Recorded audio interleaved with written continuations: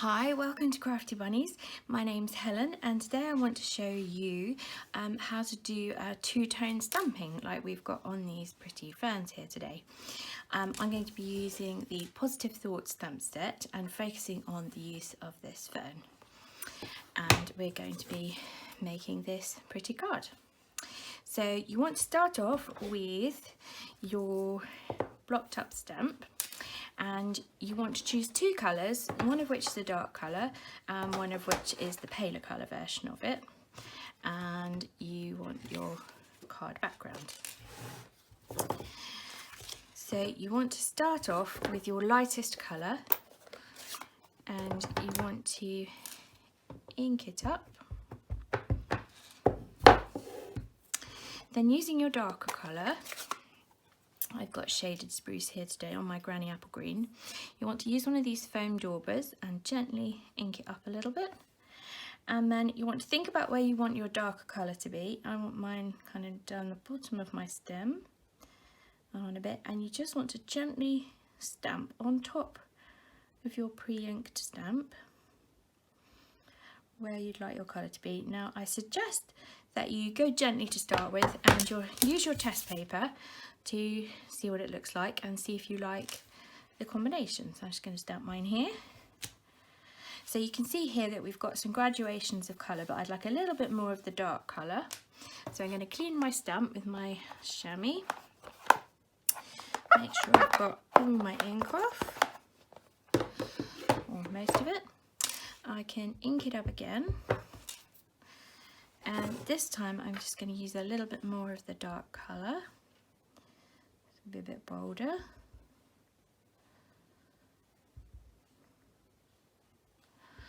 And you can just about see when you're doing it where it is. Different colours you'll be able to see a different amount, but have a play and see how it goes. Now I'm just going to go for it on my card. As you can see here, I've got a selection of it here and up here. So I'm just going to start in this bottom corner of my card. Give it a good stamp. See, that's come out quite nicely. I've got a nice dark piece in the middle. And because I like the variations of tone, I'm going to immediately stamp it again off to the side. This is called stamping off. And that one shows up beautifully the different colours. And then once again, up the side. And then this stamp is really great for this particular technique because you've got all those beautiful layers, so it actually looks like the light's coming through the trees. And I'm going to clean my stamp, ink it up again, have another go. So I can, and the nice thing about this is every time you do it, you're going to get a slightly different combination of colours. I'm going to turn my card around. I'm just going to do a couple of little ones from the top. And do a little bit there. I'm going to ink it off once because I've got a slight bit where I've gone off the edge of the card. Often it takes off, doesn't quite take off all the colour. So if you stamp it again when you want to stamp off, you can then have another go and it will be slightly lighter. And it doesn't matter that I've missed a bit because it's an artistic-y technique anyway. So then once I've done that, I've got a flower on my design. So I've got my piece of coloured card, and for this one I'm going to use Gorgeous Grape and Purple Posy. So I want to start again inking up in Purple Posy, put that to one side.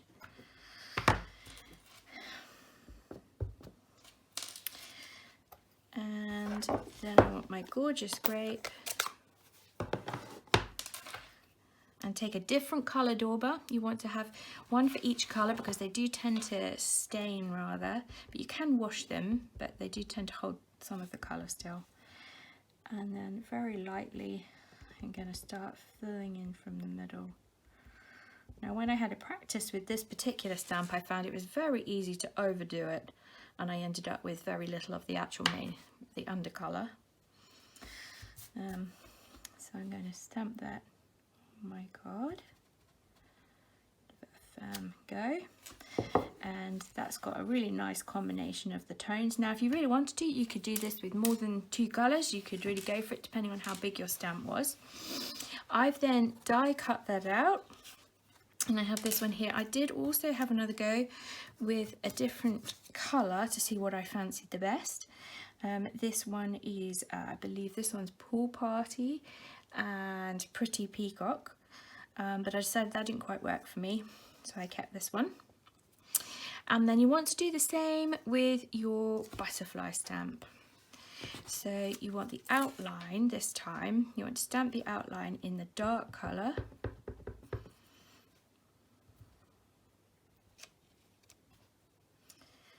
Lovely. And then this time I have coloured over the top using my Wink of Stella pen. Now the nice thing about the Wink of Stella pen is that when you've stamped with a pigment ink like these colour pens are, these colours are, when you go over the top it gradually drags some of the colour with it. So you want to start from the centre where there's plenty of colour on your butterfly and head to the outside, and it will also gradually give you a little bit of sparkle. Now if you know me, you know that I really love sparkle on everything. Some people say a little bit too much, but we just ignore those people. And as they just keep going from the edge until you've got enough colour and you're happy with it. You can take a little bit more if you want. And if you really want to, you can take some of the ink from the ink pad. I suggest that you see here on this ink pad, when the ink pad's been shut, I've squeezed it really tight together and you get some ink on the underneath, and you can use your Wink of Stella brush to pick up little bits of ink to add more colour, and you can do this with all sorts of colouring and painting. But just beware that you will have a sparkly patch under here, so it's a good idea to clean it before you use it again. Otherwise you'll forget that you've got sparkle everywhere. So then once you've got these, you can either cut them out by hand, or I've got the dies that go with them, which makes my life easier because I really hate fussy cutting. And I prepared these ones earlier. I think that's actually a slightly different colour combination, but so now you have your 2 pieces cut out and you have your background piece. I've then used the dies to cut these really pretty pieces. You've got a decorative long piece. You've got this, which is a feather, which you might be able to see that it's slightly embossed, and then 2 leaf pieces. But before we do that, we want to add our greeting into the top corner. I'm using this sentiment from the Positive Thoughts stamp set that goes as part of all these, and I'm going to use my gorgeous grape ink again. So you want to ink up by just gently tapping, making sure it's covered, and then I'm just going to place it in this top right hand corner.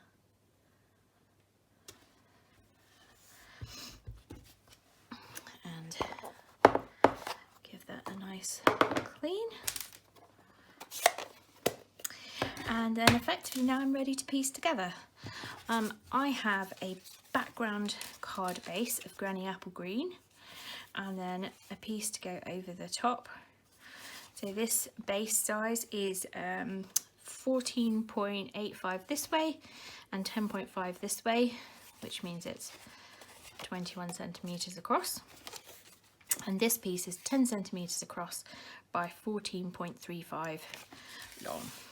So I'm going to start by gluing this piece on with my Tombow glue, which is my preferred choice. You can use whatever you like, tape glue,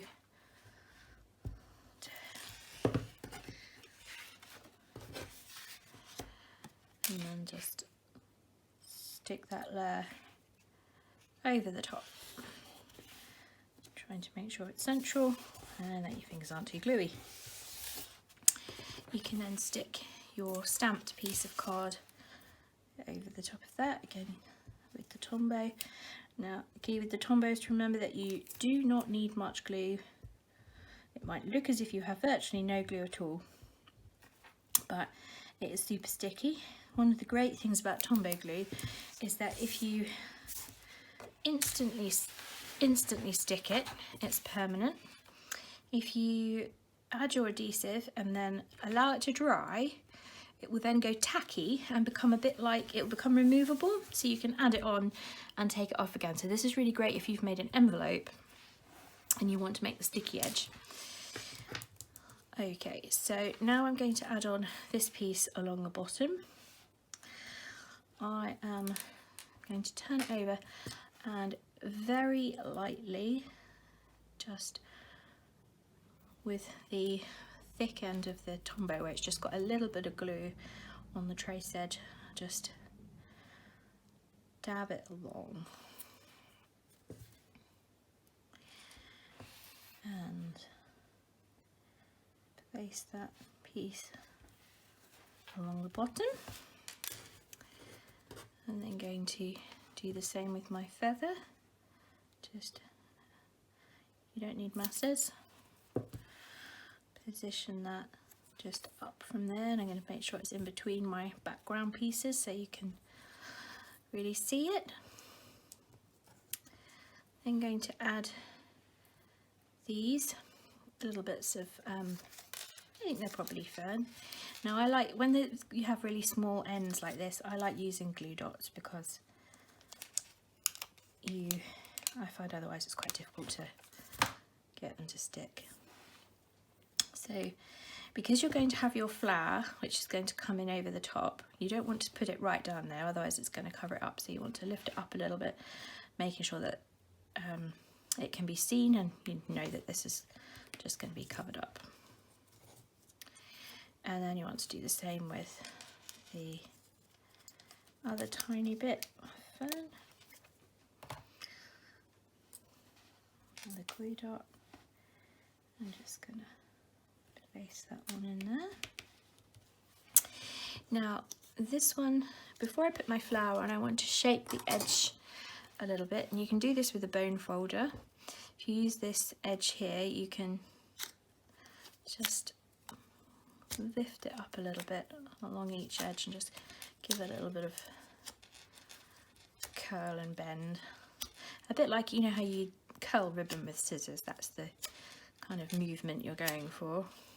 Go all the way around the edge, and then I like to just put it into the palm of my hand and poke it a little bit with my finger to get a slightly more, make sure it's all curved nicely. And then I'm just going to, a little bit of glue only on the middle section so that the flower petals can lift up a little bit, and then you just want to position that so that all your pieces of stem are covered up, so you can't see any of your gluing over the top. Now if you wanted to, you could add some of your Wink of Stella over the top of that, which would give a little bit of sparkle, but that's up to you. And then you're going to take the butterfly, and I'm going to do the same with the butterfly with my bone folder, and just flick the edge on the wings and shape it how you'd like, and then just add just a little dab of glue down the middle, and then I'm going to place that on the top of my card. So then that's your finished card, and you've got all those beautiful layers ready to go. Now some other things that I have made with this is this Easter card. I used all sorts of different colours and stamping off and layer techniques. This one was quite fun because I originally had one piece of white card, and I did all the stamping from the bottom. I cut this section out, and then I turned it 180 degrees so that you've got this funky effect, and then lots of those fern pieces. And then finally, this was a Mother's Day card I made. I used the same technique but graduated from top to bottom with my colour. I hope you can see that, from the dark rich raspberry to maybe berry burst at the top, and then my leaf in vellum and a bit of flower, bit of bling, and then you can see them inside as well. So I hope you've enjoyed my technique video and that you'll come back next week for some more. Bye!